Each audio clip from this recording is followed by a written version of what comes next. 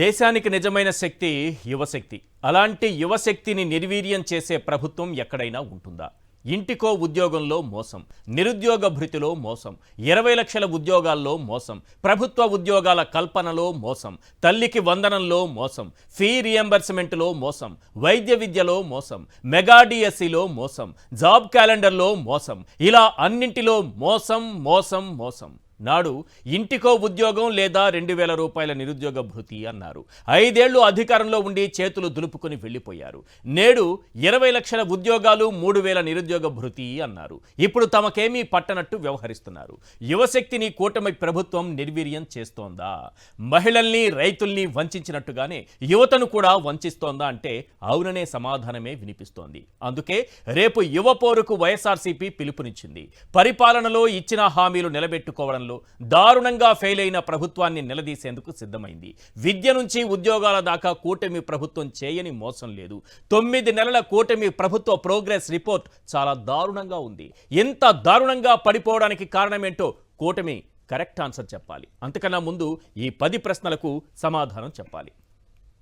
Question number 1. 4600 కోట్ల రూపాయల fee reimbursement బకాయిలు పెట్టి విద్యార్థుల జీవితాలతో ఆడుకుంటున్నారా లేదా? కూటమి కరెక్ట్ ఆన్సర్ చెప్పాలి. Question number 2. నెలకు 3000 రూపాయల నిరుద్యోగ భృతి ఇస్తామని యువతకు వెన్నుపోటు పొడిచారా లేదా? కూటమి కరెక్ట్ ఆన్సర్ చెప్పాలి. Question number 3. ఏడాదికి 61,000 కోట్లయ్యే నిరుద్యోగ భృతి 2 బడ్జెట్లలో మొండి చేయి చూపారా లేదా? కూటమి కరెక్ట్ ఆన్సర్ చెప్పాలి. Question number 4. 16,347 పోస్టులతో మెగా డిఎస్సి అంటూ సీఎం తొలి సంతకాన్నే అభాసుపాలు చేశారా లేదా? కూటమి కరెక్ట్ ఆన్సర్ చెప్పాలి. Question number 5. జగన్ హయాంలో ఇచ్చిన 21 నోటిఫికేషన్లకు పరీక్షలు నిర్వహించకుండా తొక్కి పెట్టారా లేదా? కూటమి కరెక్ట్ ఆన్సర్ చెప్పాలి. Question number 6. 9 నెలల్లో ఏపీపీఎస్సీ ద్వారా ఒక్క పోస్టు కూడా నోటిఫికేషన్ ఇవ్వకుండా మోసం చేశారా లేదా? కూటమి కరెక్ట్ ఆన్సర్ చెప్పాలి. Question number 7. జగన్ తీసుకొచ్చిన మెడికల్ కాలేజీలను లంచాల కక్కుర్తితో ప్రైవేటు పరం చేస్తున్నారా లేదా? కూటమి కరెక్ట్ ఆన్సర్ చెప్పాలి. Question number 8. 2 ఏళ్లలో సుమారు 2500 మెడికల్ సీట్లు కోల్పోయే దుస్థితి తీసుకొచ్చారా లేదా? కూటమి కరెక్ట్ ఆన్సర్ చెప్పాలి. Question number 9. ఏటా జనవరిలో జాబ్ క్యాలెండర్ ఇస్తామని యువగళం మైకుల్లో హోరెత్తించారా లేదా? కూటమి కరెక్ట్ ఆన్సర్ చెప్పాలి. Question number 10. 4 లక్షల ఉద్యోగాలు ఇచ్చేశామని అసెంబ్లీలో అబద్ధం చెప్పి మండలిలో అడ్డంగా దొరికిపోయారా లేదా? కూటమి కరెక్ట్ ఆన్సర్ చెప్పాలి. ఈ 10 ప్రశ్నలకు కూటమి ప్రభుత్వం ఆన్సర్ చేయాలి. ఎందుకంటే చాలా దారుణంగా ఉంది ఈ ప్రోగ్రెస్ రిపోర్ట్ చూస్తుంటే. 9 నెలల కాలంలో యువతను ఏ విధంగా వంచారు ఉద్యోగాల విషయంలో, ఆ తరువాత వారికి ఇస్తామన్న నిరుద్యోగ భృతి విషయంలో, విద్యార్థులను ఏ విధంగా వంచారు, ఫీజు రియంబర్స్మెంట్ బకాయిలు పెట్టి వెళ్ళిపోయారు, చేతులు దులుపుకుంటున్నారు. ఫీజు రియంబర్స్మెంట్ బకాయిలు చెల్లించకపోతే విద్యార్థులు పై చదువులకు వెళ్ళాలంటే వాళ్ళకి కనీసం కాలేజీలో సర్టిఫికేట్స్ ఇవ్వట్లేదు. ఇటు స్కూల్కి వెళ్ళే పిల్లల్ని కూడా మోసం చేశారు కదా తల్లికి వందనం అని చెప్పి. ఈరోజు ఏ తల్లికి కూడా పూర్తి స్థాయిలో వందనం పెట్టలేదు. మొత్తంగా ఇటు విద్యార్థుల్ని, అటు యువతని, విద్యా వ్యవస్థని, ఉద్యోగాల కల్పన విషయంలో కానీ ఏ రకంగా మోసం చేస్తున్నారన్న దానిపైన మనం మాట్లాడడానికి ముందు రేపు యువ పోరు తీసుకురాబోతోంది. ఈ ఫీజు రియంబర్స్మెంట్ పైన వైఎస్ఆర్సీపీ గవర్నమెంట్ని ఎప్పుడైతే నిలదీసిందో గవర్నమెంట్ నుంచి, ప్రభుత్వం నుంచి ఆన్సర్ రావాలి. నిజానికి ఆన్సర్ వస్తే మంచిది. లేదు ఇన్ని బకాయిలు మేము తీర్చాము, లేదా పలానా రోజు తీరుస్తాము, ఈ బడ్జెట్లో ఇంత కేటాయించాము అని ప్రభుత్వం చెబితే బాగుంటుంది. కానీ ఆంధ్రజ్యోతి రాధాకృష్ణ గారికి చాలా అసహనం వచ్చేసింది. చాలా బాధపడిపోయారు. ఆయన ఆన్సర్ చెప్తున్నారు రేపు యువపోరు పైన. అప్పట్లో జగన్మోహన్ రెడ్డి గారు కూడా బకాయిలు పెట్టిపోయారు. ఆయన పెట్టిన బకాయిలే ఈరోజు ఉన్నాయి. వైసీపీ బకాయిలపై వైసీపీనే ధర్నా చేస్తోంది. మరి 2019లో చంద్రబాబు నాయుడు గారు ఎంత బకాయిలు పెట్టారో తెలుసా? 1778 కోట్లు. 1778 కోట్లు బకాయిలు పెట్టిపోయారు ఫీజు రియంబర్స్మెంట్కి సంబంధించి. ఎవరు తీర్చారు? జగన్ ప్రభుత్వం వచ్చాక జగన్ ప్రభుత్వం తీర్చింది. ఎన్నికల నోటిఫికేషన్ వచ్చాక ఆ నోటిఫికేషన్ ఎన్నికల కోడ్ వచ్చాక ఇవన్నీ ఆగిపోతే నెక్స్ట్ వచ్చే ప్రభుత్వమే కదా చెల్లించాల్సింది. జగన్ బకాయి పెట్టిపోయారంటున్నారే, మరి చంద్రబాబు నాయుడు గారు పెట్టిపోయిన బకాయిల్ని జగన్మోహన్ రెడ్డి గారు తీర్చలేదా? ఇవన్నీ ఒక్కసారి పక్కన పెట్టి, ఎందుకంటే ఇప్పుడు 10 ప్రశ్నల్లో కూటమి ప్రభుత్వమే కాదు, ఈ వార్త రాసినందుకు రాధాకృష్ణ గారు కూడా సమాధానం చెప్పాలి. 1778 కోట్లు చంద్రబాబు నాయుడు గారు 2019లో పోతూ ఫీజు రియంబర్స్మెంట్ బకాయిలు పెట్టిపోయారా లేదా అనేది. దాదాపు 2000 కోట్ల రూపాయలు బకాయిలు పెట్టిపోతే జగన్మోహన్ రెడ్డి గారి ప్రభుత్వం కదా తీర్చింది. రైట్. అంతకంటే ముందు ఇప్పుడు ఫీజు రియంబర్స్మెంట్ బకాయిలు ఏ విధంగా ఉన్నాయి ఒక్కసారి స్క్రీన్ పైన చూద్దాం. ఈ త్రైమాసికంలో ఈ 5 త్రైమాసికాలకు చెల్లించాల్సినటువంటి బకాయిలకు సంబంధించి ఎంతుంది, విద్యార్థుల హాస్టల్ మెయింటెనెన్స్ ఛార్జీలు ఎంతున్నాయి అనేది ఒకసారి స్క్రీన్ పైన చూద్దాం. ఎస్, చాలా క్లియర్గా చూస్తున్నాం. ఒక్కసారి చూడండి సార్, విద్యార్థులకు జరుగుతున్నటువంటి అన్యాయం. 5 త్రైమాసికాలకు చెల్లించాల్సిన మొత్తం 3500 కోట్లు. విద్యార్థుల హాస్టల్ మెయింటెనెన్స్ ఛార్జీలు, విద్యా దీవెన ఒకవైపు, వసతి దీవెన మరోవైపు జగన్మోహన్ రెడ్డి గారు సకాలంలో చెల్లిస్తూ వచ్చారు. అది 1100 కోట్లు ఇప్పుడు పెండింగ్ ఉంది. అంటే ఈ 5 త్రైమాసికాలకు చెల్లించాల్సినటువంటి విద్యా దీవెన కింద ఫీజు రియంబర్స్మెంట్ 3500 కోట్లు, విద్యార్థుల హాస్టల్ మెయింటెనెన్స్ ఛార్జీలు అదొక 1100 కోట్లు, మొత్తం కలిపితే 4600 కోట్ల రూపాయలు బకాయిలున్నాయి. కానీ ఈ ప్రభుత్వం ఇప్పటి వరకు ఈ 4600 కోట్లకు కాను చెల్లించింది ఎంతో అంటే విడుదల చేసింది. యువత పోరు బాట అనే ప్రోగ్రాం ఎప్పుడైతే అనౌన్స్ చేశారో వెంటనే ఒక 700 కోట్లు విడుదల చేస్తున్నట్టు ప్రకటించింది. 4600 కోట్లకు గాను 700 కోట్లు విడుదల చేస్తున్నట్టు ప్రకటిస్తే ఆ 700 కోట్లు ఖర్చు చేస్తారా లేదా, ఎన్ని చెల్లింపులు జరిగాయి, పాక్షికంగానైనా చెల్లింపులు జరిగాయా లేదనేది ఒక క్వశ్చన్. ఉన్నత విద్యలో భాగంగా ఫీజు రియంబర్స్మెంట్ కింద ప్రతి త్రైమాసికానికి 700 కోట్లు చొప్పున ఏడాదికి 2800 కోట్లు చెల్లించాలి. వసతి దీవెన ఏప్రిల్లో మరో 1100 కోట్లు చెల్లించాలి. ఆ లెక్కన విద్యా సంవత్సరంలో 3900 కోట్లు చెల్లించాలి. కానీ ఓవరాల్గా రిలీజ్ చేస్తానన్నది 700 కోట్లు. అందులోనూ పూర్తి సొమ్ములు కళాశాలలకు ఇప్పటి వరకు చేరలేదు. ఇక పాత బకాయిలు ఇంతకుముందు నేను చెప్పాను కదా, 2019 మే నెలలో అధికారంలోకి వచ్చిన వెంటనే వైఎస్ జగన్ సర్కారు విద్యార్థులను రాజకీయాలకు అతీతంగా చదివించిందని చెప్పాలి. చంద్రబాబు నాయుడు గారు పెట్టిపోయిన 1778 కోట్ల రూపాయల బకాయిల్ని కూడా వెంటనే చెల్లించేసింది. 5 ఏళ్లలో జగన్ విద్యా దీవెన కింద 12609 కోట్లు, వసతి దీవెన కింద 4275 కోట్లు విద్యార్థుల తల్లిదండ్రుల ఖాతాల్లో వేశారు. మొత్తం చూస్తే ఇది 18683 కోట్లు. ఇంత చెల్లించారు ఆయన 5 ఏళ్లలో. మరి వెళుతూ ఈ ఎన్నికల కోడ్ ద్వారా ఆగిపోతే ఆ తరువాత వచ్చినటువంటి విద్యా సంవత్సరానికి సంబంధించి కూడా చంద్రబాబు నాయుడు గారు ఇప్పటి వరకు 1 రూపాయి కూడా చెల్లించలేదు. మరి జగన్మోహన్ రెడ్డి గారి సర్కారు పెట్టినటువంటి పెండింగే ఆయనే చెల్లించలేదని చాలా సింపుల్గా కొట్టిపారేస్తున్నారు రాధాకృష్ణ గారు. వారు కూడా సమాధానం చెప్పాలి ఈ ప్రశ్నలన్నింటికీ కూడా. రైట్. ఇక ఈ ఉద్యోగాల గురించి వాళ్ళకి ఇచ్చేటటువంటి ఇది ఫీజు రింబర్స్ కాసేపు పక్కన పెడదాం. 20 లక్షల ఉద్యోగాలు ఇస్తామని, అలా ఇవ్వకపోతే 3000 రూపాయల నిరుద్యోగ భృతి ఇస్తామని ఈ రోజు వరకు 1 రూపాయి కూడా చెల్లించలేదు నిరుద్యోగ భృతి. ఇంకొక ఆసక్తికరమైన విషయం ఏంటంటే 4 లక్షల ఉద్యోగాలు ఇచ్చేశారని గవర్నర్ గారు చెప్పారు. ఇచ్చారా లేదనేది తర్వాత ఆధారాలతో సహా దొరికిపోయారు. అది కూడా నేను మీకు వినిపిస్తాను. అంతకంటే ముందు నిరుద్యోగ భృతి ఫైనల్గా ఒక్కసారి చూద్దాం. నిరుద్యోగ భృతికి సంబంధించి ఎంత చెల్లించాలి యువతకు అనేది ఒక్కసారి. రాష్ట్రంలో మొత్తం కుటుంబాల సంఖ్య 1,70,00,000. నెలకు చెల్లించాల్సిన భృతి ఒక్కొక్కరికి 3000 లెక్కన 5100 కోట్ల రూపాయలు. దీని ద్వారా ఏడాదికి అయ్యే ఖర్చు 61,200 కోట్లు. మరి 2 బడ్జెట్లు పెట్టారు. ఈ 2 బడ్జెట్లలో ఎంత కేటాయించారయ్యా అంటే గుండు 0. 1 రూపాయి కూడా, 5 పైసలు కూడా కేటాయించలేదు. గుండు 0 పెట్టేశారు. ఇప్పుడు ప్రతి నిరుద్యోగికి అధికారంలో వచ్చినప్పటి నుంచి ఈ ప్రభుత్వం బకాయి పడింది ఎంతో తెలుసా? ఒక్కో నిరుద్యోగికి 72,000 రూపాయలు బకాయి పడ్డారు. ఈ 72,000 రూపాయలు ఒక్కొక్క నిరుద్యోగికి ఈ రోజు వరకు బకాయి పడ్డారు. ఎప్పుడు ఇస్తారో తెలియదు. 2 బడ్జెట్లు అయిపోయాయి. 3వ బడ్జెట్ నెక్స్ట్ వచ్చే ఏడాది పెట్టేటటువంటి 3వ బడ్జెట్లు అయినా పెడతారో లేదో తెలియదు. ఇప్పుడు ఎంత చక్కగా విన్నారు. 20 లక్షల ఉద్యోగాలు, మీకు ఉద్యోగం వచ్చే లోపల 3,000 రూపాయలు నిరుద్యోగ భృతి. రూపాయి కూడా లేదు, ఉద్యోగము రాలేదు.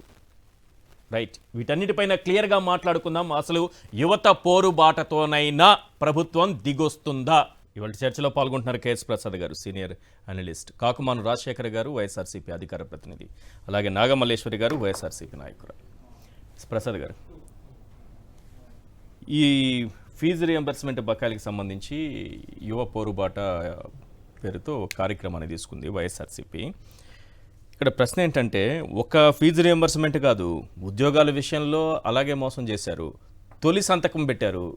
ఎక్కడైనా ఒక ముఖ్యమంత్రి పదవి చేపడుతున్నప్పుడు తొలి సంతకం పెడితే దాని వాల్యూ పెరగాలి. రేపు ఎవరైనా అనౌన్స్ చేసినా నేను తొలి సంతకం పలానా హామీ మీదే పెట్టబోతున్నాను ముఖ్యమంత్రిగా అని ఎవరైనా అనౌన్స్ చేస్తే దాని వాల్యూ పెరగాలి. మెగా డిఎస్సి ఫస్ట్ సంతకం పెట్టారు. ఈరోజు వరకు అతిగతి లేదు, ఉద్యోగాల కల్పన లేదు, నిరుద్యోగ భృతి లేదు, ఫీజు రియంబర్స్మెంట్ లేదు. అసలు విద్యా వ్యవస్థను, విద్యార్థులను, యువతను ఏం చేయాలనుకుంటుంది ప్రభుత్వం? ముందుగా సాక్షి ప్రేక్షకులకు నమస్కారం అండి. అలాగే ప్యానెల్లోని పెద్దలకి మీకు కూడా నమస్తే అండి. సార్, మీరుతో డిబేట్ చేసినప్పుడల్లా ఎలా అనిపిస్తుంటుందంటే, మీరు మరీ చిన్నపిల్లల్లా జాలిగా కొన్ని ప్రశ్నలు అడుగుతూ ఉంటారు. నేనేమో ఓ నిస్సహాయ స్థితిలో సమాధానం చెప్పాల్సి వస్తూ ఉంటుంది. సార్, మీకు తొలి సంతకం అంటే మీరు ఒక సీనియర్ జర్నలిస్టు, మహానుభావుడు రాజశేఖర రెడ్డి గారిని చూసి తొలి సంతకంకి ఉన్న విలువ ఏంటో, మనం పడుతున్న ఆర్థిక సంఘర్షణలోంచి మనం ఎలా అయినా సరే రాష్ట్ర ప్రజల్ని పరిరక్షించాలని ఓ తండ్రి కొడుకుల పాదయాత్రతో తీసుకున్న తొలి సంతకం యొక్క పవర్ని ప్రతి ఒక్కరితోనూ జస్టిఫై చేయకండి సార్. అసలు డిఎస్సి అంటేనే అసలు దగ్గర 1/10 రిక్రూట్మెంట్ జరగవలసి ఉన్న దగ్గర ఇన్స్టెంట్ రియాక్టివ్ మోడ్లో దాన్ని రిక్రూట్ చేయాలి. అలాంటిది 1/1/3 రిక్వైర్మెంట్ ఉన్న దగ్గర కూడా డిఎస్సి మొదటి సంతకం మాట దేవుడి వరకు ఎప్పటికి కూడా దిక్కులేదు. 16,000 పైచీలకు జాబ్స్ ఇవ్వాల్సిన దగ్గర 10,000కి ఇచ్చి కూడా దాంట్లో కూడా తూతూ మంత్రంగా నడిపించుకున్న దగ్గర మీరు మొదటి సంతకం గురించి చెప్తున్నారు. మీరు ఇంకోటి గమనించండి, నిండుకొండ తొనకదు అని నేను ఎప్పుడు అనుకుంటుంటే ఏంది సామెత అనుకునేవాడిని. సార్, నిక్కచ్చిగా 4 లక్షల ఉపాధి కల్పిస్తాను సాలున దగ్గర 20 లక్షలు కల్పిస్తాను అన్న దగ్గర, ఒక్కొక్కరికి ఉద్యోగం కల్పించేదాకా 3,000 రూపాయలు ఇస్తానన్న దగ్గర జగన్మోహన్ రెడ్డి గారు 2 సంవత్సరాల కరోనా పాండమిక్ సిచ్యువేషన్లో కూడా ఆన్ అగ్రిగేట్ 40 లక్షల ఉద్యోగాల పైచీలకు కల్పించాడు 5 సంవత్సరాల టెన్యూర్లో, ఇంక్లూడింగ్ 2 years కరోనా పాండమిక్. అంటే 8 లక్షల ఉద్యోగాలు సాలన కల్పించాడు, డబుల్ చేసి కూడా ఆయన పల్లెట మాట నేను ఎంత ఉపాధి కల్పించాను ఈ రోజుకి చెప్పుకోలే.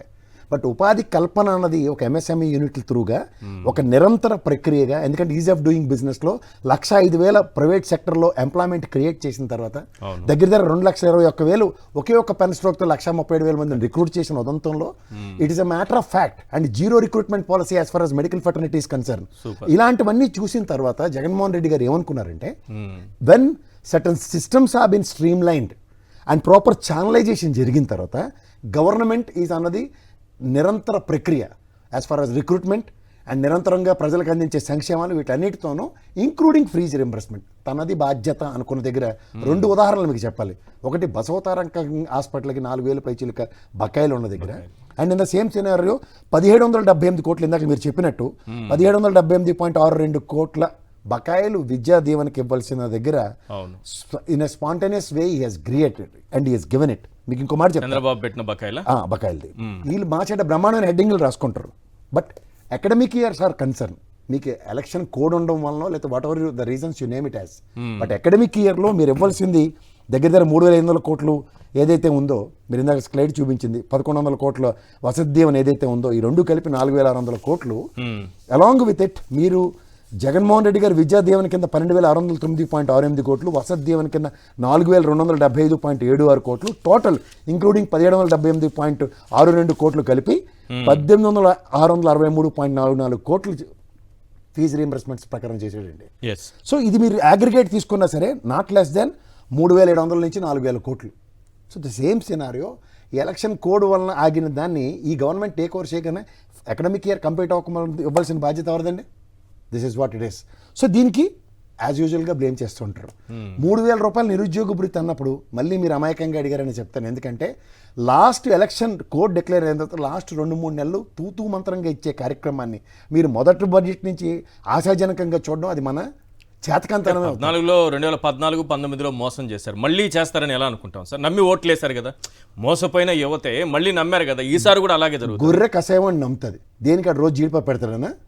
ఇవాళ జీడిపప్పు పెడుతుంటే దాని అర్థం ఏంటి? నమ్మడం అనేది మన కర్మ అది. మన జీన్స్ లో ఉంది. మన నమ్మడం అనేది. జీన్స్లో ఉంటే మానవుడికి కృతజ్ఞత చాటుకోవడం, నమ్మడం, ఇదంతా మానవుల యొక్క నైజం. దీనికి వాళ్ళు ఏం చెప్పారు? ఆ జగన్మోహన్ రెడ్డి గారిని రాక్షస పాలనతో ఆడిపోసుకున్నారు. ఎందుకు? ప్రజలకి ఆయనకి ఒక ట్రాన్స్పరెంట్ పాలసీతో నడుపుకున్నాడు. ఎందుకంటే ఇప్పుడు మీకు ఇంకోటి చెప్తా, 2500 మెడికల్ సీట్లు ఎత్తేసారు. అవును, ఎలాగో దాన్ని ఏమంటారు మీరు, నిరుద్యోగ భృతి ఎత్తేసారు. 2500 మెడికల్ సీట్లు అండి, దగ్గర దగ్గర గవర్నమెంట్ పరంగా 700 సీట్లు ఇవి మిగిలినవి. కేవలం జగన్మోహన్ రెడ్డి గారి మీద ఉన్న కడుపు మంట. ఎందుకు? ఒక దగ్గర దగ్గర 17 మెడికల్ కాలేజీలో 5 ఫంక్షనింగ్లో ఉన్నాయి. అవును, మిగిలిన ఫేజ్గా ఉన్నాయి. దానికి బడ్జెట్ అలొకేషన్ ఇచ్చుకుంటే it's a matter of fact, శాశ్వత పరిష్కారం. ఏది? ఒక ప్రభుత్వ బాధ్యత ఏంటి? ఒక ట్రాన్స్పరెంట్ గవర్నెన్స్ అని ఎందుకు చెప్తారు తెలుసా సార్? విద్య, వైద్య, ఆరోగ్యం తప్ప. ఇది మహానుభావుడు నేను కాదు, వాజ్పేయి గారు చెప్పారు. ఈ 3 ఇవ్వని ప్రభుత్వాలు, ప్రజాప్రభుత్వాలు దేనికని మీరు ఇది ఆద్యంతం గమనించుకోగలిగితే, ప్రభుత్వం నెక్కచ్చిగా చేసిన పనులు మీరు గమనించుకోండి. ఫీజు రీఎంబర్స్మెంట్స్ అనుకోండి, అండ్ ఈ వైద్యం పరంగా ప్రభుత్వ హాస్పిటల్ టేక్ ఓవర్ 17 అనుకుంటే, ఉపాధి కల్పన విషయంలో ఫిషింగ్ హార్బర్లు అండ్ ఫిష్ ల్యాండింగ్ సెంటర్లు అండ్ మెయిన్ హార్బర్లు, ఇది కాక సచివాలయ వ్యవస్థ, ఇవన్నీ చెప్పుకుని చచ్చిపోతాం చెప్పలేక. ఇవి ఎన్నిటితోనూ మీరు డిఎస్సికి గండికోటి, మెడికల్ సీట్లకు గండికోటి, ఈ 9 నెలల పాలనలో వీళ్ళు సాధించింది ఏంటంటే కనీసం బడ్జెట్ అలొకేషన్స్ కూడా లేకుండా, ఇందాక మీరు చెప్పినట్టు ప్రాథమికంగా ఎంత కావాలన్న దానికి ప్రాథమికంగా కూడా కర్తవ్యం నిర్వర్తించడానికి ఎక్కడ ఏ కోసం ఛాన్స్ తీసుకోకుండా, ఆన్ అండ్ అగ్రిగేట్ సాలన ఎంత ఖర్చు అవుతుందో ప్రాథమిక అవగాహన ఉండి కూడా ఎక్కడ కాలు చేయందని నిస్సహాయ స్థితి ఎందుకు చేసుకుంటారంటే, they doesn't know how to rotate money. ఇంత 40 సంవత్సరాల పైచీలకు అనుభవం ఉన్న చంద్రబాబు నాయుడు గారికి డబ్బుల్ని ఎలా రొటేట్ చేయాలో తెలియట్లే. సామాన్య మానవుడి దగ్గర ఉన్నప్పుడే వాడు స్పెండ్ త్రిఫ్ అవుతాడు. అది ఎక్స్చెక్కర్కి ఎప్పుడైతే లోపలికి వస్తుందో, ఇవాళ మీరు చూసుకోండి బడ్జెట్ సమావేశాల్లో ప్రతి దానికి కల్లాపు జల్లినట్టు మొహాన్ని ప్యానీలు జల్లుతున్నారు వాళ్ళకి. ఇవాళ రోజా గారిని నిన్న డిబేట్ పెట్టాడు అక్కడ, ఈ రోజా రేపా అనగానే ఒకడికి మనోభావాలు గాయమైపోయి తిరిగి ప్రశ్నిస్తే కూడా చెప్తున్నారు. తీరా చూస్తే అది బడ్జెట్లో సమావేశాల్లో అడిగిన ప్రశ్నకి వీళ్ళు యాజ్ యూజువలే కదా, రంగులకైతే 4,000 3,000 కోట్లు అని చెప్పి 101.5 కోట్లని ఉప ముఖ్యమంత్రి గారితో చెప్పించారు. నిన్న అదే సంబంధిత శాఖ మంత్రి, క్రీడా శాఖ మంత్రి వాళ్ళు మాట్లాడింది ఏంటి తెలుసా సార్? ఇటు తిప్పి అటు తిప్పి ఎంతండి అది 119.5 కోట్లు ఖర్చు పెట్టారట. ఏది 120 కోట్లు దానికి అలొకేషన్ అయితే తిరిగి ఇంకా 0.5 lakhs మిగిల్చి రాష్ట్ర ఖజానాకి విత్ అనా పైసలతో లెక్కలు తేలే, కిట్ బ్యాగులు ఇట్లు కొన్నవి లెక్కలు తేలే అని చెప్పారు. ఈ ప్రాథమిక అంచనా లేకుండా ఆ శాఫ్ చైర్మన్ గారు ఇవాళ అదే ఛానల్లో కూర్చొని పొద్దున్న సాయంత్రం ఏదో 2 ఎకరం కంటస్తో పెట్టుకుని వచ్చినట్టు ఉన్నాడు ఆయన. అదే చెప్తున్నాడు, ఫ్లెక్సీలు వేసుకున్నారట. ప్రాథమిక అవగాహన అండి. ఊర్లో ఎవడైనా సరే ఆ ఊర్లో స్థానిక నాయకుడిని, ఆ ఎమ్మెల్యేని, ముఖ్యమంత్రి గారి ఫోటోలు వేసుకుని ఎవడైనా ఫ్లెక్సీలు వేస్తారు. ఇది ప్రభుత్వ కార్యక్రమం కింద ఎక్కడైనా ఫ్లెక్సీలు వేసిన ఉదంతా నేనైతే చూడలే. ఇది కూడా వాళ్ళకి అవగాహన లేకుండా కలిబడిపోతున్నారు అన్నమాట. ఎందుకంటే 10 తపేళ్ల ఛానళ్ళు ఉంటాయి, ఒకడు పౌడరు డైపర్ వేసుకుని వస్తాడు, ఇంకోటి పెట్రోల్ కొట్టుకుని వస్తాడు. సో దీంతో చెలరేగిపోవచ్చని ఒకే ఒక ప్రాథమిక నానుడితో కూర్చుని వాళ్ళు అబద్ధాలు ప్రజలకి ఏ కోసాన వెనక ముందు ఆలోచించకుండా డంపింగ్ యార్డ్లో చెత్త డంపు చేసినట్టు మన నెత్తిని చెత్త కూడా మాట్లాడుకుంటూనే ఉన్నారు కదా, ఏదో జరిగిపోయింది ఆడుదామా ఆంధ్రాలో, ఇంక రోజా నెక్స్ట్ వెళ్ళిపోతుంది. ఎలా వెళ్ళిపోతుంది? వీళ్ళు చెప్పిన బొమ్మ అఖిలప్రియ గారు చెప్పినట్టు 400 కోట్లు 500 కోట్లు ఎక్కువ కొనేశారు అంటే ఎంత వెతికినా దొరకపోయినా మళ్ళీ మళ్ళీ అదే లాగా. అదే చెప్తున్నాను, వీళ్ళకి ప్రాథమిక అవగాహన ఎందుకు లేదంటే ఆ క్రీడా స్ఫూర్తితో. ఇప్పుడు మనం పిల్లల్ని ఏం చెప్తాం సార్, చిన్నప్పుడు మన ఊర్లో చదువుకున్నప్పుడు మీరు నేను గ్రామీణ వాతావరణం నుంచి వచ్చాం, ఆడుకుందాం రారా అంటారా? అవును, అదే మాట పెడితే వీళ్ళకి నచ్చదు. ఇంగ్లీష్ పాష్ వాళ్ళు మాట్లాడేది ఏంటంటే వాళ్ళ శశిధరూర్ గారికి ఒకరికే అర్థం, వాళ్ళు మాట్లాడే ఇంగ్లీష్లో అర్థమవుతుందా మీకు? ఆ విధంగా కాకుండా ఆడుకుందాం, ఆడుదాం ఆంధ్ర అన్న దగ్గర ప్రాథమిక ఎవరికి ఉపయోగమో నాకు తెలియదు. 2 IPL ఆడుతుండ్రు చూడండి, మా అలమండ వీరపురుషుడు ఆడుతుండు, విజయనగరం ముద్దుబిడ్డ అలమండ నుంచి IPL మహేంద్ర సింగ్ ధోని టీంలో ఆడుతుండే IPL, చెన్నై IPLకి. ఇవి కూడా వాళ్ళకి తెలియట్లే. ఖోఖో ఇండియన్ సంస్కృతిని పరిరక్షిస్తూ, ఫుట్బాల్, వాలీబాల్ తేడా తెలియదట. నీకు తేడా తెలియకపోయినా పిల్లల ఆడుకుంటే ఆనందం వస్తుందని ఆ క్రీడా శాఖ మంత్రి నిర్వర్తించిన కార్యక్రమం గమనించుకోమనండి.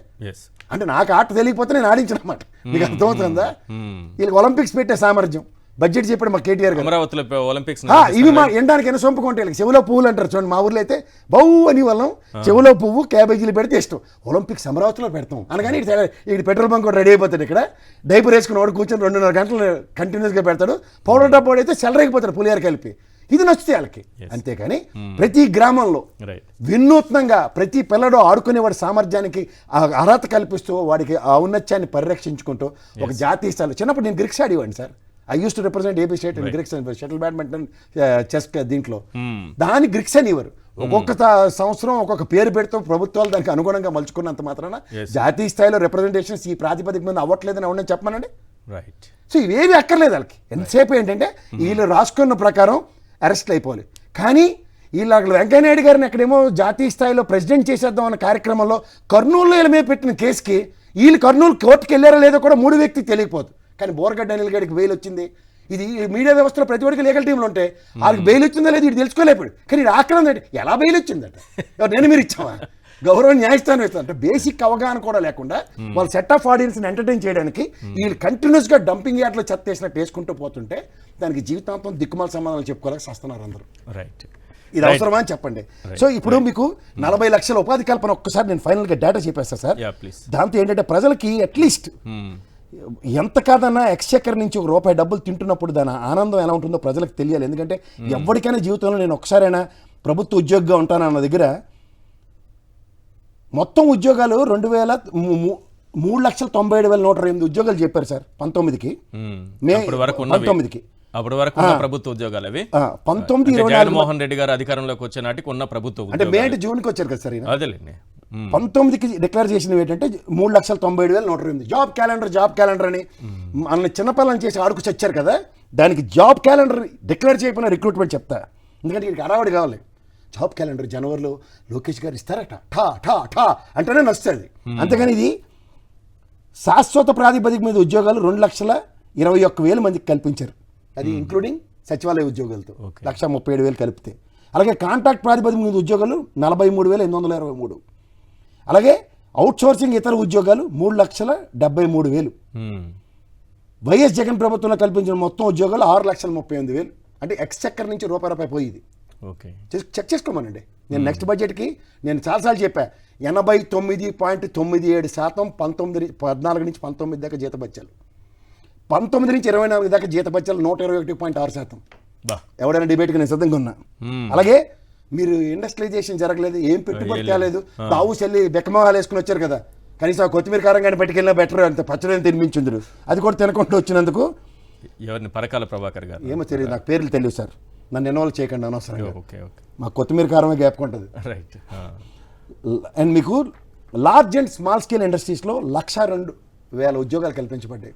ఇండస్ట్రియలైజేషన్ జరగకపోతే ఎక్కడి నుంచి వస్తాయి? అలాగే ఎంఎస్ఎంఈలో 32.79 లక్షల ఉద్యోగాలు. వీళ్ళ టెన్యూర్లు ఎంత తెలుసా సార్? 3.7 లక్షలు. ఇది మరో టోటల్ చూసుకుంటే ఆన్ లార్జ్ ఆయన అగ్రిగేట్ 40 లక్షల పైచీలకు ఉద్యోగాలు కల్పించాడు. లెక్కేసుకోమనండి ఎవరినైనా.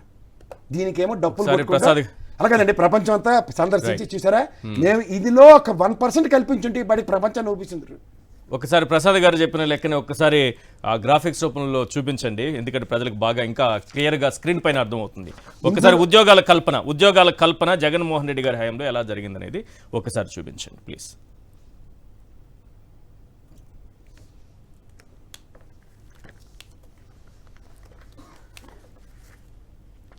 ఉద్యోగాల కల్పన జగన్మోహన్ రెడ్డి గారి ప్రభుత్వంలో, అంటే ఆయన అధికారంలోకి వచ్చేటప్పటికి ఇంతకుముందు మీరు చెప్పింది సార్ 3,97,128. 2019-24 వైఎస్ జగన్ ప్రభుత్వ హయాంలో శాశ్వత ప్రాతిపదికన కల్పించినటువంటి ఉద్యోగాలు 2.21 lakhs, 2,21,000. కాంట్రాక్టు ఉద్యోగాలు 43,923.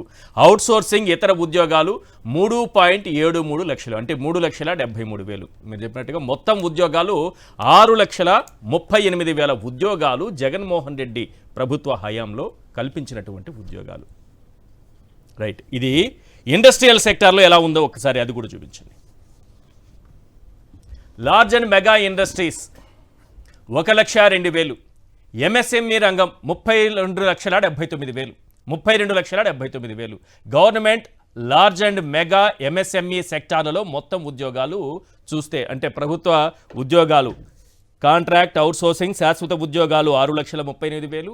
ఈ లార్జ్ అండ్ మెగా ఇండస్ట్రీస్కి సంబంధించి 1,00,000 ఉద్యోగాలు, ఎంఎస్ఎంఈ రంగంలో వచ్చినటువంటి 32 లక్షల ఉద్యోగాలు, అన్నీ కలిపితే 40 లక్షల ఉద్యోగాలు మనకు కనిపిస్తున్నాయి. 40 లక్షలకు పైగా కనిపిస్తున్నాయి. ఇది అవునా కాదా? ఒక ప్రసాద్ గారు చెబితేనో, లేకపోతే జగన్మోహన్ రెడ్డి గారు చెబితేనో, లేకపోతే సాక్షిలో నేను చెప్పానని, ఇవి ఎవరికి వాళ్ళు కల్పించినటువంటిది అనేటటువంటిది ప్రచారం చేసే అవకాశం కూడా ఉంది. కాబట్టి బడ్జెట్ ప్రవేశపెడుతున్న సందర్భంగా క్లియర్గా కూడా వివరించారు. ఒకసారి అది కూడా వాళ్ళే ఇచ్చారు. బడ్జెట్ ప్రసంగం సందర్భంగా బడ్జెట్ ప్రవేశపెడుతున్నప్పుడు మొత్తం ఉద్యోగాలు ఎన్ని అనేది వాళ్ళే కల్పించి అక్కడ క్లియర్గా ఉంది చూడండి సార్. అవును. ఫుల్ స్క్రీన్ ఒకసారి తీసుకోండి. ఎస్, ఇవి మొత్తం ఉద్యోగాల సంఖ్య. 40 లక్షల ఉద్యోగాలు కల్పించింది జగన్మోహన్ రెడ్డి గారి సర్కారని వాళ్లే ఇచ్చినటువంటి సోషియో ఎకనామిక్ సర్వే. ఆ సర్వే ప్రకారం సోర్స్ చూడండి ఒకసారి. Economic survey, socio economic survey presented in November 2024 అసెంబ్లీలో ప్రవేశపెట్టింది. ఆ చివరిలో ఉంది 40 లక్షలు. ఇప్పుడు మీకు చివరిలో కనిపిస్తుంది 40 లక్షల ఉద్యోగాలు కల్పించారు జగన్మోహన్ రెడ్డి గారని. ఏ నోటితో అబద్ధం చెప్పారో, ఒక్క ఉద్యోగం కూడా ఇవ్వలేదు జగన్మోహన్ రెడ్డి అని అబద్ధం చెప్పారో అవే వాళ్లే, ఆ వ్యక్తులే అసెంబ్లీ సాక్షిగా ఒక సర్వేని ప్రవేశపెట్టారు. జగన్మోహన్ రెడ్డి గారు దాన్ని అలాగే ఉంచండి. 40,13,550 ఉద్యోగాలు కల్పించారని వాళ్లే ఇచ్చారు, వాళ్లే రాసిచ్చారు. వాళ్లే ప్రవేశపెట్టినటువంటి బడ్జెట్లో కనిపిస్తున్నటువంటి సోషియో ఎకనామిక్ సర్వే ఇంత క్లియర్గా కనిపిస్తుంది. 40,13,552 ఉద్యోగాలు అనేది అక్కడ క్లియర్గా కనిపిస్తుంది. ఇప్పుడు ఇదే డేటా మీకు ప్యారల్ గా చెక్ చేసుకోవాలంటే మినిస్ట్రీ ఆఫ్ ఇండస్ట్రీ ఇది ప్రసాద్ గారి లెక్క కాదు. ఈ రాష్ట్ర ప్రభుత్వం, కూటమి ప్రభుత్వం అసెంబ్లీ సాక్షిగా సోషియో ఎకనామిక్ సర్వేని ప్రవేశపెట్టింది. అందులో ఉన్నటువంటి ఉద్యోగాలు, జగన్మోహన్ రెడ్డి గారి హయాంలో కల్పించిన ఉద్యోగాల సంఖ్య. ఎస్, కాకమాన్ రాజశేఖర్ గారు, 2 విషయాలు సార్. ఒకటి, ఉద్యోగాలు ఇచ్చి చెప్పుకోలేకపోయారు వాళ్ళు. 2014 నుంచి 19 వరకు ఇవ్వకపోయినా మీరు ఒక్క ఉద్యోగము ఇవ్వలేదని చెప్పటంలో సక్సెస్ అయ్యారేమో అని అనిపిస్తుంది. దానికి తోడు ఈ ఫీ రియంబర్స్మెంట్ సంగతి, ఈ రెండింటిని కలిపి చెప్పండి సార్, ఏం చెప్పాలనుకుంటున్నారు?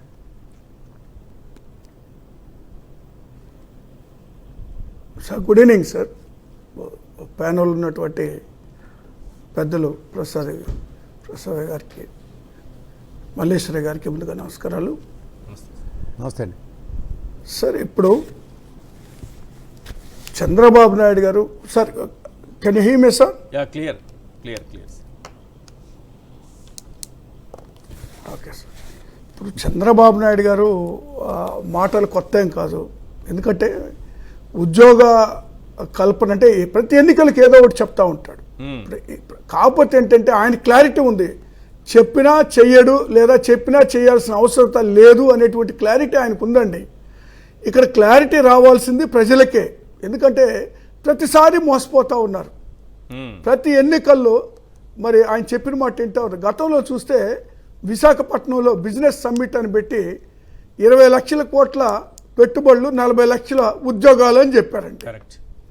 దాని కొరకు 100 కోట్లు పెట్టి టికెట్లు మరి వేసి మరి ఫారెన్ నుంచి, ఇతర దేశాల నుంచి బిజినెస్ పీపుల్ తీసుకొచ్చేసి ఒక సమ్మిట్ అరేంజ్ చేశారు. కానీ చివరికి సాధించింది ఏంటండి? ఒక కంపెనీ రాలేదు, ఒక ఉద్యోగం రాలేదు. కానీ నేలపైన కూర్చొని కూడా సంతకాలు చేశారు. మరి ఆ రోజు నుంచి కూడా క్లారిటీ విపరీతంగా ఈ మొదటి రోజు ఒక స్టార్ హీరో సినిమాకి ఎలా వస్తారో ఆ విధంగా వచ్చి కింద కూర్చొని కూడా, నేలపైన కూర్చొని కూడా ఎంఓఏలు చేసుకునే ఫోటోలు రిలీజ్ అయ్యాయి. నేను ఈనాడు పేపర్లో, ఆంధ్రజ్యోతి పేపర్లో చూశాను. ఏం లేక డిస్కౌంట్ ఆఫర్గా. అదే కదా సార్. ఇప్పుడు ఎంఓఏలు అంటే అవన్నీ సూట్ కేస్ కంపెనీలు. చాలా వరకు వీళ్ళు మరి వీళ్ళకి సంబంధించిన వీళ్ళు రావడం, ఒక బిల్డప్ క్రియేట్ చేశారు. ఏదో వస్తుంది ఆంధ్రప్రదేశ్కి, ఏదో ఉద్యోగాలు రాబోతున్నాయి, ఏదో కంపెనీలు రాబోతున్నాయి. ఇలాంటి ఒక అట్మాస్ఫియర్ క్రియేట్ చేశారు. అంటే ఇప్పుడు రాజధానికి చూడండి, గ్రాఫిక్స్లో చూపించారు కదా అమరావతిని అప్పుడు. అవును, అదే మళ్ళీ ఇప్పుడు చేయబోతా ఉన్నారు. రేపు రాజధాని నిర్మాణం అనేటువంటిది మళ్ళీ చేపట్టబోతున్నారు. ఇప్పుడు కూడా చేయబోతుంది అదే. 67,000 కోట్ల ఉద్యోగాలు కూడా. మరి ఇక్కడ చూడండి, అదేనండి. ఇప్పుడు వాళ్ళు ఈ యొక్క కార్యక్రమాలకి కోట్లాది రూపాయలు ఖర్చు పెడుతున్నారు. కానీ అక్కడ రావాల్సినటువంటి ఫలితాలు రావట్లా. కంపెనీలు రావట్లేదు, లేదా ఉద్యోగాలు రావడం లేదు. మీరు చూడండి, చాలా స్పష్టంగా గతంలో చెప్పిన అంశాలనే మళ్ళీ మరి మొన్న 24 ఎన్నికల్లో కూడా చెప్తే ప్రజలు నమ్మారు. అది ఆశ్చర్యం. అది అసలు ప్రజలు ఎలా నమ్ముతున్నారు మరి అనేటువంటి విషయం అర్థం కానిటువంటి అంశం అది. ఎందుకంటే అంత పద్ధతిగా మరి అంత నమ్మకంగా చెప్పగలుగుతాడు ఆయన. ఇప్పుడు ఎందుకంటే ఇప్పుడు గతంలో ఇప్పుడు రాజశేఖర రెడ్డి గారు ఒక మొట్టమొదటి సంతకానికి ఒక విలువ ఉంది. రాజశేఖర రెడ్డి గారు ఉన్నప్పుడు కూడా అప్పుడు ఉచిత విద్యుత్ మీద ఆయన ప్రమాణ స్వీకారం రోజే సంతకం పెట్టడం జరిగింది. మరి దాన్ని ఆయన ఆయన విజయవంతంగా చేయగలిగారు ఆయన. అలాగే 2014 జగన్మోహన్ రెడ్డి గారు వచ్చిన తర్వాత రైతు రుణమాఫీపై ఇచ్చినటువంటి- తొలి సంతకం పెట్టారు. ఏమన్నా జరిగిందా? రైతు రుణమాఫీ సార్ అది అయ్యే పని కాదు. 58,000 కోట్ల పైబడినటువంటి అంశము, అది జరిగే పని కాదని 14 ఎన్నికల్లో జగన్మోహన్ రెడ్డి గారు ఈ అమలు కానిటువంటి వాగ్దానాలు దగ్గర ఇవ్వడం 74,000 సరైన కోట్లది. పద్ధతి కాదు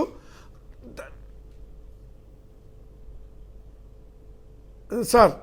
ఆ దగ్గర 74,000 అలాగే నుంచి 84,000 కోట్లు ఇవ్వడం కావాలి అమలు రైతు కానిటువంటి అంశం అని చెప్పేసి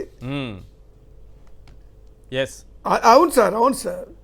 మీరు డిస్కౌంట్ అలాగే లేకుండా. అంటే అది కాస్త వడ్డీ కాబోయి 1,25,000 కోట్లు అయింది సార్, వడ్డీతో కూడా కలిపితే. దాన్నే పూర్ణకుంభం అంటారు. అంతవరకు పోయినా కూడా మరి చెల్లించలేదు. Yes. మరి అది ప్రజలు గమనించారు. మళ్ళీ ఇప్పుడు కూడా నమ్ముతున్నారు. ఇప్పుడు ఎక్కడ చూస్తే చూడండి, ఇప్పుడు ఫీజు రియంబర్స్మెంట్ రేపు పెద్ద ఉద్యమం జరగబోతా ఉంది. మరి విద్యార్థులకి సంబంధించినటువంటి అంశం అది. ఇప్పుడు అమ్మఒడి కార్యక్రమం కూడా ఏ విధంగా చెప్పారండి, ఇంట్లో ఉన్న ఎంతమంది పిల్లలు ఉంటే అంతమందికి అన్నారు. ఈ రోజుకి అతిగతి లేదు. మరి ఫీజు రియంబర్స్మెంట్ చూస్తే 4,600 కోట్లు బకాయిలు చెల్లించుకుంటూ వదిలే, మళ్ళీ తీరా చూస్తే ఇప్పుడు 700 కోట్లు విడుదల చేస్తున్నట్టుగా ఒక ప్రకటన చేస్తూ ఉంటారు. దీన్ని బట్టి చూస్తే మరి ఫీజు రియంబర్స్మెంట్ కానీ అమ్మఒడి కానీ లేకపోతే నిరుద్యోగ భృతికి సంబంధించి కానీ మెగా డిఎస్సి కానీ ఏ అంశంలో చెప్పమనండి, ఒక అంశంలోని. అదేమంటే వైసీపీ వదిలినటువంటి బకాయిలు అంటారు. మరి వాళ్ళు ఎలా వదిలేరు బకాయిలు? 1,700 కోట్లు వాళ్ళు వెళ్తా వదిలిపెట్టారు కదండి బకాయిలు. మరి ఆ బకాయిలు చెల్లించాం కదా. నుంచి స్పందిస్తే ఒక ఇప్పుడు ప్రభుత్వం ప్రతిపక్షం ఒక కార్యక్రమం తీసుకుంది, ప్రభుత్వాన్ని నిలదీయాలి, ఒక నిరసన వ్యక్తం చేయాలి, ఫీజు రియంబర్స్ ప్రభుత్వాన్ని నిలదీయడానికి ప్రతిపక్షం ఒక ప్రయత్నం చేస్తుంది, పొలిటికల్ పార్టీలు కాబట్టి ఏదో న్యాయం జరుగుతుందేమో విద్యార్థులకని. ఆంధ్రజ్యోతికి ఏమైంది? ఇది జగన్మోహన్ రెడ్డి గారు పెట్టిపోయిన బకాయిలు ఆయన ఆవేశపడిపోతున్నారు, ఆంధ్రజ్యోతి ఆవేశపడిపోయి రాసేసుకుంటూ ఉంది. టీడీపీ నాయకులు కదా స్పందించాలి, కూటమి నాయకులు కదా స్పందించాలి, ప్రభుత్వం కదా స్పందించాలి. గులివెందుకు కదా సార్ ఇది ఇప్పుడు సార్ ఇక్కడ పరిపాలన కూటమి కాదు సార్ ఇక్కడ చేస్తుంది. కొన్ని పత్రికలే పరిపాలన చేస్తున్నాయి సార్ ఆంధ్రప్రదేశ్లో. అది గమనించాలని కోరుతున్నా నేను. ఓకే, పత్రికలకి ఉత్సాహం ఎక్కువ. ఇప్పుడు ఈ కూటమి కన్నా మీరు చూడండి, కూటమి ప్రకటించక ముందే మాట్లాడక ముందే ఉదయాన్నే ఫస్ట్ పత్రికల్లో వస్తాయి చూడండి ఏదైనా సరే వార్తలు. అవును, దాన్ని చదువుకొని వీళ్ళు మాట్లాడాలి. ఇప్పుడు వాళ్ళు ఏంటంటే కూటమి నాయకులు అందువల్ల అంతేనండి, పరిపాలన చేస్తుంది పత్రికలండి. కొన్ని పత్రికలు మాత్రమే పరిపాలన చేస్తున్నాయి ఇక్కడ. కాబట్టి ఆ పత్రికలకు అనుగుణంగా Yes. ఈ కూటమి నడుచుకుంటుంది అనేటువంటి మాట వాస్తవం సార్ ఆంధ్రప్రదేశ్లో. రైట్. కాబట్టి ఇప్పుడు వీళ్ళు చేసేటువంటి తప్పైనా ఒప్పైనా ప్రజల మధ్యలకు మాత్రం ఒక పాజిటివ్ వైబ్రేషన్ తీసుకునేటువంటి ప్రయత్నం ఈ పత్రికలు చేస్తూ ఉంటాయి నిత్యం. అది ఈ రోజు విషయం కాదు సార్. అది రాజశేఖర రెడ్డి గారు ఉన్న టైంలో కూడా మరి ఇదే పత్రికలు మరి ఆయన ఆ ప్రభుత్వానికి ఆయనకి వ్యతిరేకంగా మరి కొనసాగించినాయండి ఆయన ఉన్నంత కాలం. అది అయిపోయిన తర్వాత ఈ కార్యక్రమం ద్వారా గవర్నమెంట్ దిగొస్తుంది అనుకుంటున్నారా? పార్టీ ఆవిర్భావం నుంచి కూడా వ్యతిరేకంగానే ఉన్నాయి సార్. ఖచ్చితంగా దిగి రావాలి సార్. దిగి రాకపోతే ప్రజలే దింపుతారు సార్. ఏది శాశ్వతం కాదు. వీళ్ళు ఏదైతే హామీలు ఇచ్చారో అది ఎప్పుడైతే అది ఫెయిల్ అయ్యారనేటువంటిది ప్రజల్లో ఒక వచ్చేసింది ఆ ఆలోచన. ఇప్పటికే వచ్చింది 1 సంవత్సరం లోపలే. ఈ దేశంలో ఏ ఒక్క రాష్ట్రంలో కానీ ఏ ఒక్క ప్రభుత్వం కానీ అతి కొద్ది మాసాల్లోనే ఈ విధంగా అట్టర్ ఫ్లాప్ అవుతుంది అయినటువంటి ప్రభుత్వాలు ఇంతవరకు చూడలేదండి. కానీ ఇక్కడ పరిస్థితి చూస్తే చాలా స్పష్టంగా మరి అన్ని వర్గాలను కూడా మోసం చేసినటువంటిదండి. అన్ని వర్గాలు, ఒక వర్గం కాదు. రైతులనైనా మహిళలనైనా ఉద్యోగస్తులనైనా విద్యార్థులనైనా ఒకళ్ళని కాదండి. ఈరోజు చూడండి ఇక్కడ ఇప్పుడు అనేక మంది ఉద్యమాలు ఇప్పుడే ప్రారంభమైనాయి రాష్ట్రంలో. కాబట్టి ఖచ్చితంగా ఈ ప్రభుత్వాన్ని ప్రజలే కూలగొడతారండి. Right sir. ఒక్కసారి మన లోకేష్ గారు జాబ్ క్యాలెండర్ గురించి మాట్లాడారు. ప్రతి ఏటా జనవరిలో జాబ్ క్యాలెండర్ అని. జాడ లేకుండా పోయింది అది. ఎన్ని హామీలంటే మనకి చేతనైతే ఈ ప్రపంచంలో ఉన్న హామీలన్నింటినీ, అన్ని రాజకీయ పార్టీలు ఇచ్చినటువంటి హామీలన్నింటినీ ఒక మూటగట్టి తీసుకొచ్చి ఆంధ్రప్రదేశ్లో కుప్పగా తీసుకొచ్చి ఆంధ్రప్రదేశ్లో కుప్పగా పోసి నీకేం కావాలో ఏరుకో, ఒక రైతు నీకేం కావాలో తీసుకో, మహిళ నీకేం కావాలో తీసుకో, స్టూడెంట్ నీకేం కావాలో తీసుకో ఇట్లా అన్ని వర్గాలకి ఒక్కొక్క వర్గానికి ఈ కుప్పగా పోసిన దాంట్లో నుంచి మనం ఏరుకుంటే వచ్చినటువంటి హామీలు అనేకం. అందులో భాగంగా జాడ లేకుండా పోయిన జాబ్ క్యాలెండర్ ఒకసారి గుర్తు చేద్దాం ఈ ప్రభుత్వానికి. గుర్తు చేయకపోతే మనం మర్చిపోయామని వాళ్ళు మర్చిపోతారు. కాబట్టి అప్పుడప్పుడు గుర్తు చేస్తూ ఉండాలి. జాడ లేకుండా పోయినటువంటి జాబ్ క్యాలెండర్ని ఒకసారి గుర్తు చేయండి. ఎన్ని ఉద్యోగాలు, ఎప్పుడు ఎగ్జామ్, ఎప్పుడు రిజల్ట్, ఎప్పుడు రిక్రూట్మెంట్, అన్ని క్లియర్గా జాబ్ క్యాలెండర్ ద్వారా ప్రతి ఏటా జనవరిలో ఇస్తాము. అది కూడా 2025 జనవరి అని చెప్పారు. వచ్చింది, వెళ్ళిపోయింది. ఫిబ్రవరి కూడా వచ్చింది, పోయింది. మార్చి పాపం నడవలేక నడుస్తోంది. ఇప్పుడు జాడ లేకుండా పోయింది. ఎక్కడ పోయిందో అర్థం కాదు. నాగమల్లేశ్వరి గారు, ఏమైనా ఉద్యోగాలు కనిపించాయా మీ కంటికి? జాబ్ క్యాలెండర్ కనిపించిందా? ప్యానెల్లో ఉన్నటువంటి పెద్దలకి, మీకు ప్రేక్షకులకి కూడా నా నమస్కారాలు సార్. నమస్తే. ఇవాళ రాష్ట్రంలో ఉన్నటువంటి ప్రజలందరూ ఏమనుకుంటున్నారంటే పోయాం మోసపోయాం. ఇది చాలా స్పష్టంగా అన్ని విషయాల్లో చాలా చాలా క్లియర్ గా అర్థమైనటువంటి విషయం. ఒకటే పరిపాలన విషయంలో నేను ఒక మాట చెప్తాను సార్. గవర్నమెంట్ స్కూల్ పిల్లల్ని ఐక్యరాజ్య సమితికి నడిపించినటువంటి పరిపాలన ఎక్కడ? చదువుకుంటున్న పిల్లల్ని బాత్రూమ్లు లేకపోతే చపాతీలు లేకపోతే కూలి పనికి పంపించినటువంటి పరిపాలన ఎక్కడ అనేది ఈ రెండు వేరియేషన్ని రాష్ట్ర ప్రజలు, రాష్ట్ర ప్రభుత్వంలో ఉన్నటువంటి యువత గమనిస్తే చాలు అని అనేది నా యొక్క ఆలోచన విధానం సార్. ఇవాళ వాళ్ళు ఎట్టి పరిస్థితిలోనూ పేదవాడు అన్నవాడు వైట్ కోట్ వేసుకోకూడదు, పేదవాడు అన్నవాడు బ్లాక్ కోట్ వేసుకోకూడదు, పేదవాడు అన్నవాడు ప్రశ్నించకూడదు, అన్నవాడు ఇంగ్లీష్ మీడియం చదవకూడదు, ఆక్స్ఫర్డ్ నాలెడ్జ్ వాళ్ళకి రాకూడదు. ఇదే కదా సార్ వాళ్ళ ఆలోచన దృక్పథం. ఇంతకు మించి వాళ్ళు ఏమన్నా ఇవాళ రాష్ట్ర ప్రభుత్వంలో ఉన్నటువంటి యువతకు గాని, లేకపోతే ఆడబిడ్డలకి గాని, లేకపోతే మహిళలకు గాని, లేకపోతే ఎవరికి ఏం చేద్దామనేసి ఇవాళ వాళ్ళు 10 నెలలు అవుతున్నా కూడా చేస్తున్నటువంటి విషయం. ఇన్ని లెక్కలు మీరు చూపించారు కదా ఆన్ స్టేజ్ మీద. లోకేష్ బాబు గారిని చూసి చదవమనండి. ఇప్పుడు ఇవన్నీ ఎంత బకాయిలు ఉన్నాయి, ఎంత డబ్బులు ఇవ్వాలి, గత ప్రభుత్వంలో ఎంత ఇచ్చాము, బడ్జెట్ లో ఎంత పెట్టాము, అసలు ఈ రాష్ట్రంలో ఎంతమంది ప్రజలకు లబ్ధి కూరుతుందన్న ఒక విషయాన్ని చూసి చెప్పమనండి. నేను ఓపెన్ ఛాలెంజ్ సార్. ఆయన ఇవాళ ఎడ్యుకేషన్ మినిస్టర్ గా ఉన్నారు కదా, ఏమి చాతవ్వక ఏమి చెయ్యలేక మీరు చెప్తున్నటువంటి మాటలు ఈ లెక్కనైతే జగన్మోహన్ రెడ్డి గారికి కాళ్ళకు దండం పెట్టాలి. ఆయన ఇచ్చినటువంటి ఉద్యోగాలు గాని, లేకపోతే ఆయన ఇచ్చినటువంటి ఫీ రింబర్స్మెంట్లు గాని, లేకపోతే విద్యా దీవెన గాని, వసతి దీవెన గాని మీరు అసలు నిమ్మకు నీరెత్తకుండా గాల్లో ఎగరేసి 700 కోట్లు పెట్టారు సార్. మొన్న ఎవరికి పెట్టారు ఆ 700 కోట్లు? మీ కులపోళ్ళకి, లేకపోతే మీ టీడీపీకి ఓట్లు వేసిన వాళ్ళకి, లేకపోతే మీ టీడీపీకి ఫేవర్ గా ఉన్నటువంటి స్టూడెంట్లకు ఇచ్చుకుంటే మిగతా స్టూడెంట్స్ పరిస్థితి ఏంది సార్? ఎంత రావాలి, ఎంత బకాయిలు ఉన్నాయి? వాళ్ళకైనా వెళ్ళిందా? అసలు లెక్క ఉందా దానికి? ఆ 700 కోట్లకి ఎవరికి ఇచ్చాము, ఏ కాలేజీకి ఇచ్చాము, ఎంతమంది స్టూడెంట్స్ ఇచ్చారు సార్? ఇప్పుడు చంద్రబాబు నాయుడు గారు ఏమన్నారు? ఎట్టి పరిస్థితిలోనూ వైఎస్ఆర్సీపీ వాళ్ళకి గాని, లేకపోతే వైఎస్ఆర్సీపీకి ఫేవర్ గా ఉన్నటువంటి వాళ్ళకి గాని ఒక్క లబ్ధి కూడా చేకూర్చకుండా చూడాల్సినటువంటి బాధ్యత మంది అనని అవును in the history of politics లో ఏ సీఎం అనలేనటువంటి మాటలు అన్నారు అని అంటే ఇంతకన్నా నీచమైనటువంటి రాజకీయం ఇంకోటి ఉంటుందా సార్? మీరు చెప్పండి. ఆయన టీడీపీకి సంబంధించినటువంటి సీఎమ్మా, లేదు అని అంటే ఈ రాష్ట్ర ప్రభుత్వంలో ఉన్నటువంటి 5 కోట్ల మందికి సీఎం అని అనేది ఒకసారి గమనించుకోవాలి కదా. ఈ లెక్కన ఏ లబ్ధి చేకూరదు అని అంటే ఇప్పుడు వైఎస్ఆర్సీపీకి సంబంధించిన పిల్లలు గాని, లేకపోతే వీళ్ళకు ఓట్లు వేయలేని వాళ్ళ పిల్లలు గాని వాళ్ళందరికీ ఇవ్వనని ఇండైరెక్ట్ గా ఆయన చెప్తున్నట్టే కదా సార్ లెక్క. మరి 700 కోట్లు ఇచ్చుకున్నారంటే ఎవరికి ఇచ్చుకున్నారు వాళ్ళు? ఇంకా ఈ సంవత్సరం ఇవ్వాల్సినటువంటి 3,900 ఇవన్నీ ఏ విధంగా వీళ్ళు చేద్దామని అసలు ఆలోచన లేదు సార్. వాళ్ళకి చేసే ఆలోచన లేదు. ఆ ఆలోచన ఉన్నట్లయితే నిజంగానే చెప్పులతోటి యువత కొట్టుకునే పరిస్థితిని ఏ రాష్ట్ర ప్రభుత్వం తీసుకొచ్చింది సార్? నిజంగా చెప్తున్నా, ఇవాళ 2 చేతులు అయితే దండం పెట్టాలి రాజశేఖర్ రెడ్డి గారికి. ఎస్సీలు, బీసీలు, మైనార్టీలు మేము వచ్చి బయటకు వచ్చి చదువుకున్నామనంటే ఆయన పెట్టినటువంటి భిక్ష సార్. ఆ భిక్షని పూర్తిగా ఫీ రీయింబర్స్మెంట్ ఇచ్చినటువంటి వ్యక్తి జగన్మోహన్ రెడ్డి గారు. నిజంగా మీరు అన్నట్టుగానే ఎక్కడో చెప్పుకోవడంలో లోపమో, లేకపోతే ఆయనకు చెప్పుకోవడమో చేతగాకనో, లేకపోతే ఉన్నటువంటి లీడర్షిప్ చెప్పుకోలేకనో, నిజంగా ఎక్కడో వీళ్ళు చేసినటువంటి అబద్ధాలలో నిజం కొట్టుకొని పోయి ఇవాళ ఇంత చేసి కూడా ఏమి చేయలేని వాళ్ళగా నిల్చున్నటువంటి పరిస్థితి నెలకొనింది సార్ రాష్ట్ర ప్రభుత్వంలో. వీళ్ళు ఏం చేయగలిగారు సార్? ఒక్కటి చెప్పమనండి. వీళ్ళే మాట్లాడతారు, మళ్ళీ బడ్జెట్ లో మళ్ళీ వీళ్ళే పెడతారు. 14 లక్షల కోట్లు అప్పు అంటారు, మళ్ళీ కాదని వీళ్ళే చెప్తారు. ఇన్ని బకాయిలు అంటారు, మళ్ళీ వీళ్ళే కాదని చెప్తారు. ఇంత ఫ్రాడ్ జరిగిందంటారు, మళ్ళీ కాదని వీళ్ళే బడ్జెట్ లో చెప్తున్నారు. ఒకసారి వాళ్ళ మాటలు, వాళ్ళ బడ్జెట్లు రాష్ట్ర ప్రభుత్వంలో ఉన్నటువంటి ప్రజలు ఒకసారి గమనించండి. మా మాటలొద్దు, సాక్షి మాటలొద్దు, ఈ ప్యానెల్లో కూర్చున్న వాళ్ళ మాటలొద్దు. గవర్నమెంట్ అసెంబ్లీలో వీళ్ళు పెడుతున్నటువంటి బడ్జెట్ లెక్కల్ని మాత్రం గమనించమనండి సార్. చాలా చాలా క్లియర్ గా తెలుస్తుంది. ఇంత దారుణమైనటువంటి పరిస్థితి ఎక్కడుంది సార్?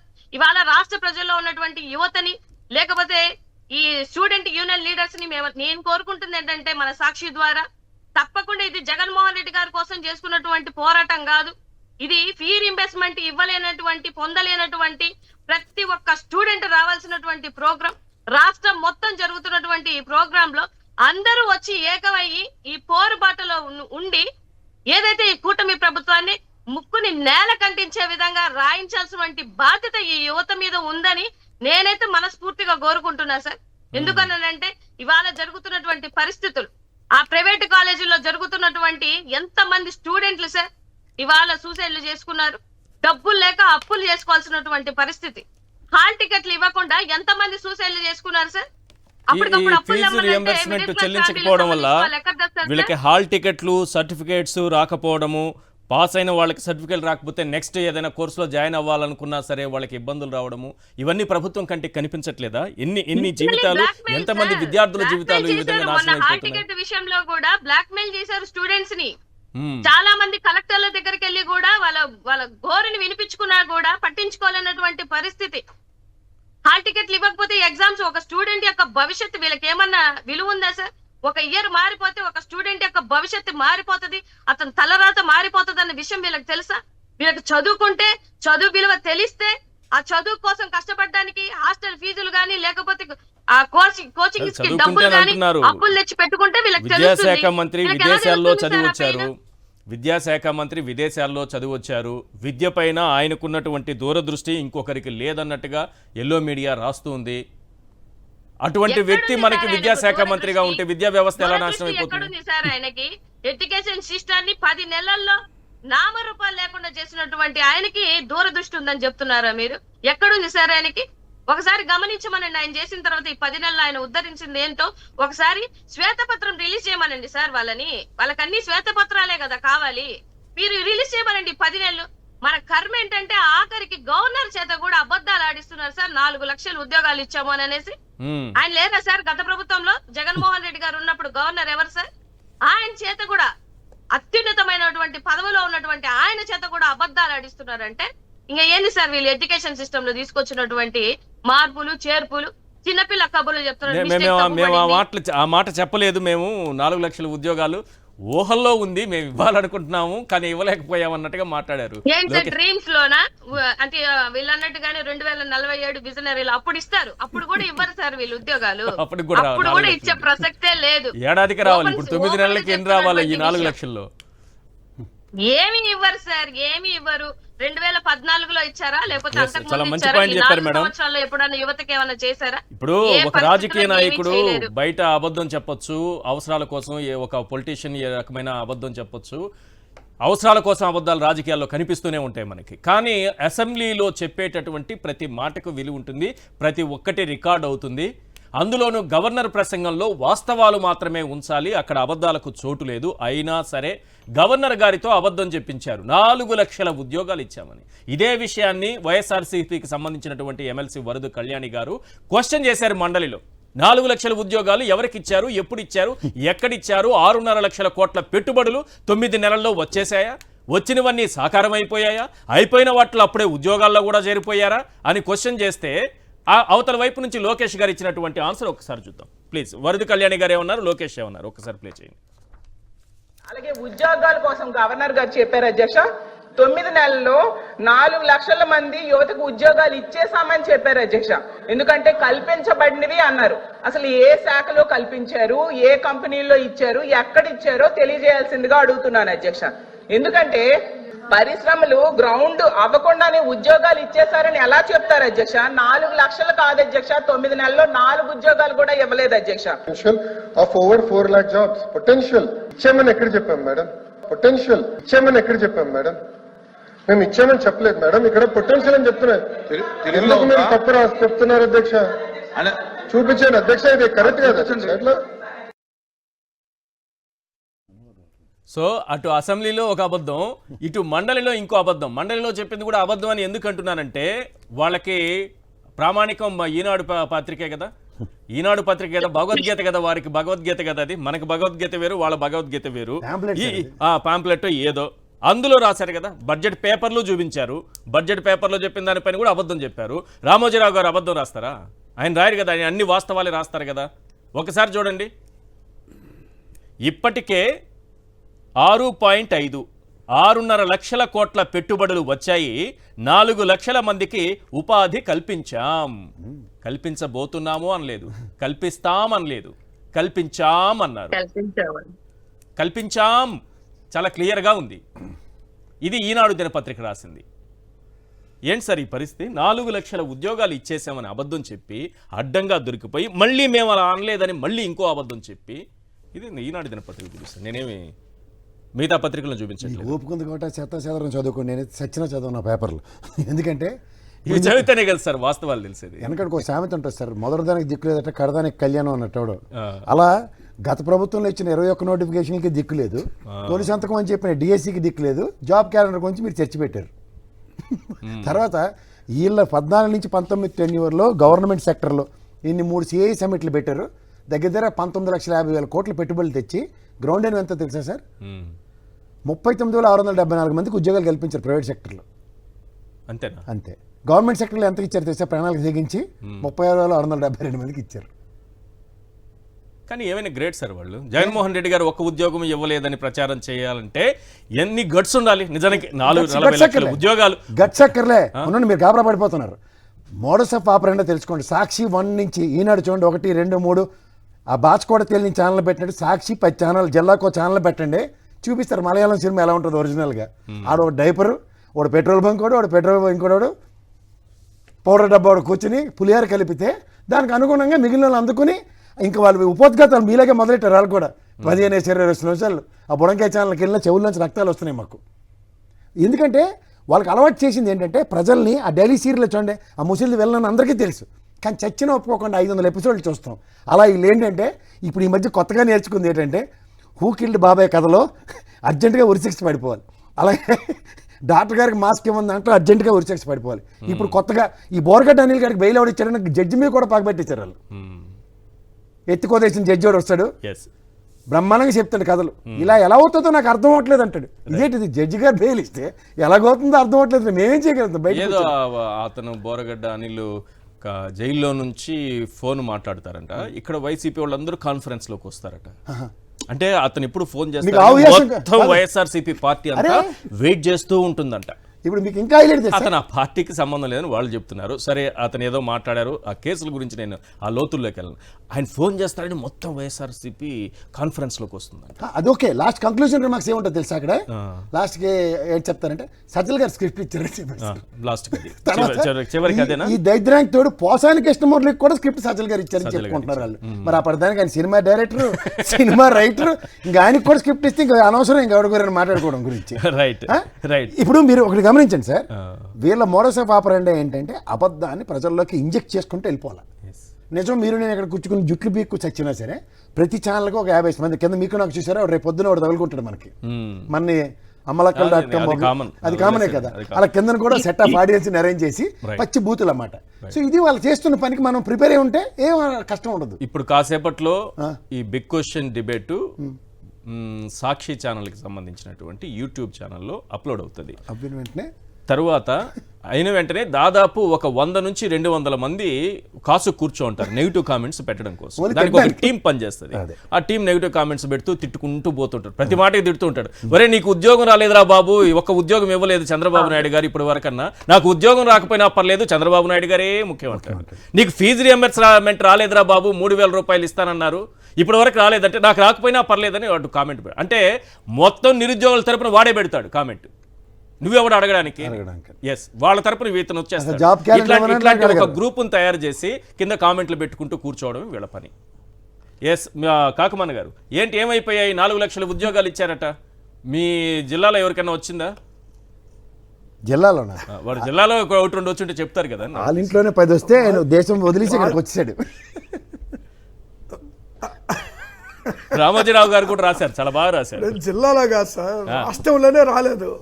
మీరు మీ జిల్లాలో ఏమో చూసారేమో అది పక్కన విచిత్రం ఏంటంటే గవర్నర్ గారితో అసెంబ్లీలో అబద్ధం చెప్పించడం ఏంటంటే, ఆ. మీకు చేతకాలేదు సార్ 5 ఏళ్ళ పాటు ఇచ్చిన గవర్నర్ గారితో నేపథ్యం గవర్నర్ అసెంబ్లీలోనే అబద్ధం చెప్పించారంటే మరి ఇప్పుడు కౌన్సిల్లో మీరు చూడండి, కౌన్సిల్లో లోకేష్ గారు ఏం మాట్లాడారంటే అదే ప్రింటింగ్ మిస్టేక్ అన్నారు సార్. మీరు అది గమనించారు లేదో? ప్రింటింగ్ మిస్టేక్, అవును ప్రింటింగ్ మిస్టేక్ అన్నారు. ప్రింటింగ్ మిస్టేక్ రామోజీరావు గారు- అసెంబ్లీలో రామోజీరావు గవర్నర్ కూడా చదువుతారా? ఆయన- అంటే వారు ఆ లేకపోయినా వారి తర్వాత ఆత్మ రాస్తుంది కదా, ఈనాడు పేపర్లో వారు- వేస్తారా? వారు కూడా ఆత్మ గారు కూడా ప్రింటింగ్ మిస్టేక్ చేస్తారా? కాళ్ళు వెనక్కి పెట్టి రాసి ఉంటారు సార్. ఆత్మలకి కాళ్ళు వెనకతలు ఉంటాయి, ఆ చేతులు కూడా వెనక్కి కొంకరలు తీరిపోయి ఉంటాయి. సార్ సార్ ఇప్పుడు ఇందులో కూడా ఎలా వాళ్ళకి తప్పు వస్తుంది? ఉద్యోగాలు ఇచ్చేసే ఉద్దేశం లేదండి.